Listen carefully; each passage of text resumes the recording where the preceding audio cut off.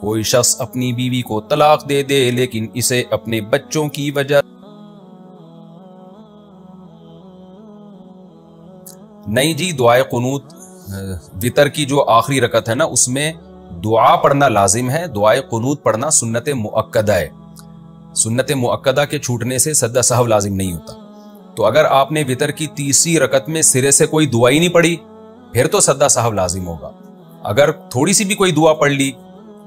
تو سجدہ سہو لازم نہیں ہے۔ تو اس لیے کسی نے آدھی دعائے قنوت بھی پڑھ لی نا تو بھی سجدہ سہو لازم نہیں ہے، لیکن دعائے قنوت سنت مؤکدہ ہے، اس کو بہرحال یاد کرنا چاہیے۔ اذان کے دوران لیٹنے کا حکم، اذان کے وقت لیٹنا نہیں چاہیے، کیا یہ بات صحیح ہے؟ نہیں جی صحیح نہیں ہے، اذان کے وقت آپ لیٹ بھی سکتے ہیں، ہاں کوئی اذان کے احترام میں بیٹھ جائے تو زیادہ اچھی بات ہے۔ وَمَن يُعَظِّمْ شَعَائِرَ اللَّهِ فَإِنَّهَا مِن تَقْوَى الْقُلُوبِ، اللہ کہتے ہیں جو شاعر اللہ کی تعظیم کرتا ہے تو یہ دل کے تقوی کی علامت ہے، تو جتنی چاہے تعظیم کریں آپ۔ تو اگر کوئی اذان کے وقت بیٹھ جائے ادب سے اذان کو سنے تو یہ زیادہ اچھی بات ہے، لیکن لیٹنا بھی جائز ہے، کوئی گناہ نہیں ہوگا لیٹنے کی صورت میں۔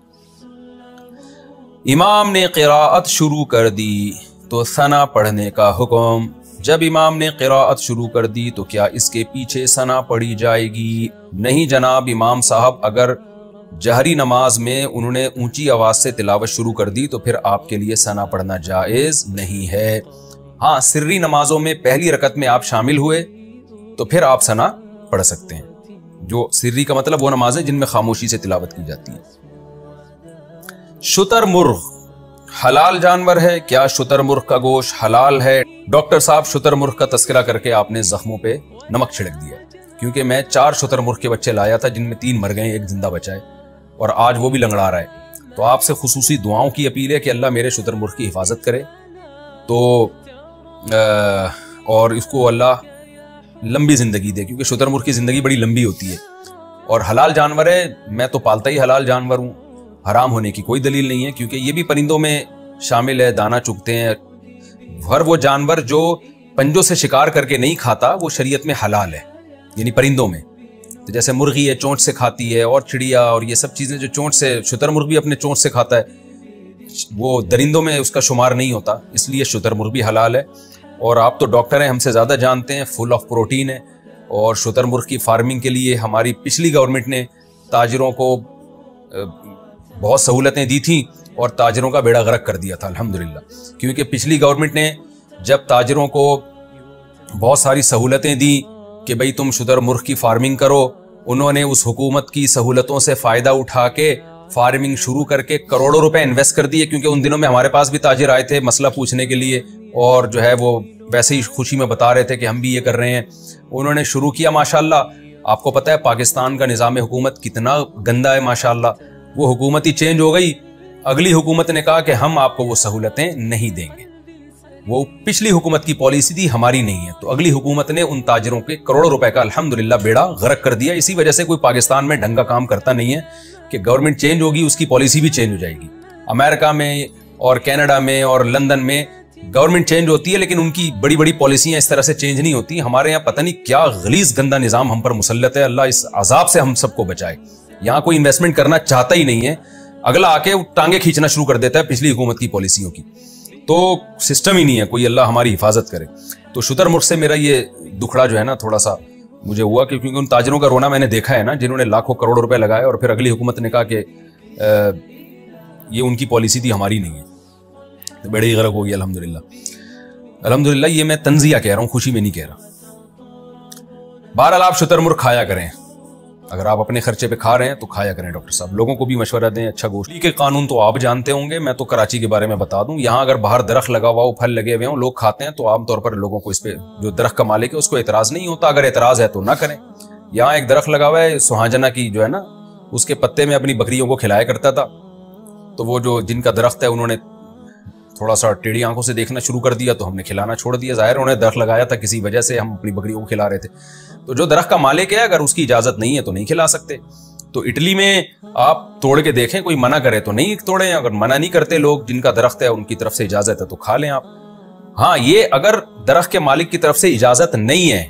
پھر آپ نہیں کھا سکتے، پھر یہ دلیل کہ ضائع ہو رہا ہے اس سے بہتر ہے میں ہی کھا لوں، یہ دلیل ٹھیک نہیں ہے، کیونکہ جس کی ملکیت میں کوئی چیز ہوتی ہے اس کی پرمیشن کے بغیر آپ وہ چیز استعمال نہیں کر سکتے، اگرچہ وہ ضائع ہی ہو رہی ہو، आपको इजाजत नहीं है, वो जाया हो रही है, उसको गुनाह मिलेगा, लेकिन किसी की परमिशन के बगैर, उसके दिल की रजा के बगैर आप उसकी मिल्कियत का इस्तेमाल नहीं कर सकते। आम तौर पर ऐसे दरख्तों में इजाजत होती है जो बाहर लगे हुए होते हैं गली में और फलों से भरे हुए होते हैं, आमतौर पर मालिक की तरफ से इजाजत होती है। खास तौर पे मालिक तोड़ भी नहीं रहा तो ये इसकी बज़ाहिर इजाजत ही लगती है कि वो उसने सबके लिए इसको आम किया हुआ है। तलाक के बाद साबिका बीवी से बातचीत रखना। कोई शख्स अपनी बीवी को तलाक दे दे लेकिन इसे अपने बच्चों की वजह से इनकी माँ से बातचीत करनी पड़ती है और वो इसकी कज़न भी है और अक्सर घर में आती है, तो क्या ये जायज़ है? जायज़ है, बशर्ते के फितने का जर्रा बराबर भी अंदेशा ना हो। आमतौर पर जिस बीवी को इंसान तलाक देता है, अगर उससे बेतकल्लुफ होगा तो बहुत बड़ा फितना होता है, क्योंकि उससे तो बेतकल्लुफ पहले हो चुका है ना शादी के बाद, उससे वो हिजाब नहीं रहता, इसलिए एहतियात ही बेहतर है। लेकिन बच्चों की खातिर बाज़ दफ़ा बात करनी पड़ती है, तो अगर वाकई बच्चे हैं और बात करनी पड़ रही है और फितने का ज़रा भी अंदेशा नहीं है, रिजर्व होकर आप बातचीत कर सकते हैं, क्योंकि बच्चों को तो बहरहाल दोनों ने मिल के पालना है। हमारे यहाँ तलाक के बाद इतनी नफरतें होती हैं कि बच्चे छीनने में लग जाते हैं। भाई बच्चे तो दोनों के हैं ना, तो बच्चों की खातिर तो दोनों राब्ता कर सकते हैं।